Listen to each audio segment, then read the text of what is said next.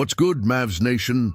Welcome back to Mavs Insider, your go-to source for everything Dallas Mavericks, where passion meets analysis. If you bleed blue and silver, you're in the right place. Make sure to smash that like button, subscribe, and turn on notifications so you never miss the fire content we drop every week.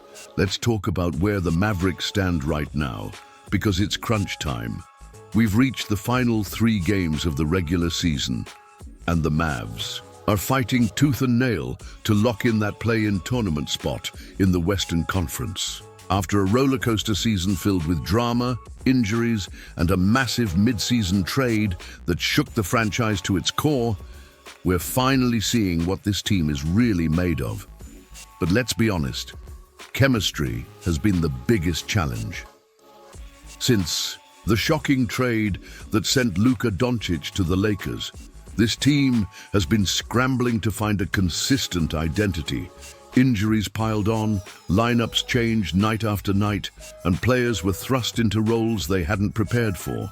It's been survival mode, but now it's time to flip the switch. As NBA.com's John Schumann pointed out, the Dallas Mavericks are near the bottom of the league in chemistry, not because they're not trying, but because they simply haven't had time together. And that's a real issue when you're fighting for your playoff life. But here's the silver lining, and Mavs fans, listen up, the cavalry is returning. Daniel Gafford and Derek Lively Tattoo are back from injury. Their return brings size, rim protection, and most importantly, defensive energy that this team was sorely lacking. But despite their comeback, Dallas dropped 3 of their last 4 games, including a rough-blown lead to Brooklyn and back-to-back beatdowns by the Clippers. We're not sugarcoating it. It's been ugly at times, but the fight isn't over. Dallas still holds a 2.5-game lead over the Phoenix Suns for that 10th spot. And yes, the Suns have the tiebreaker, which means if the Mavs slip and Phoenix wins out, things could get dicey. But this team has a chance to control its own destiny, and that's all you can ask for heading into the final stretch. Let's break it down. 3 games left. 1 opportunity to prove the doubters wrong.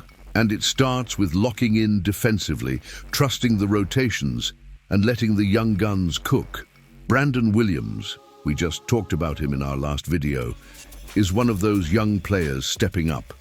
And if we're being real, his energy, it could be a difference maker down the stretch.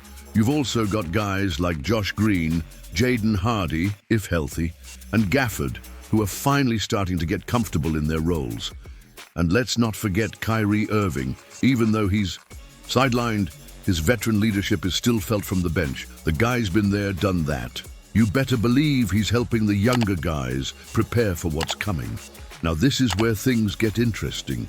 The Mavs are entering the final 3 games needing to win, and not just hope someone else loses. It's all about execution now. There's no room for moral victories. It's either you finish strong or you're going home early. But let's not act like this team doesn't have what it takes. When the ball is moving, when the defense is clicking, and when the young guys are fearless, Dallas looks dangerous. Add in a home crowd at the AAC that's ready to rally behind them. That's the fuel this team needs to punch their ticket to the play-in. So here's the real question for Mavs Nation. Can they put it together in time? The clock is ticking, the pressure's on.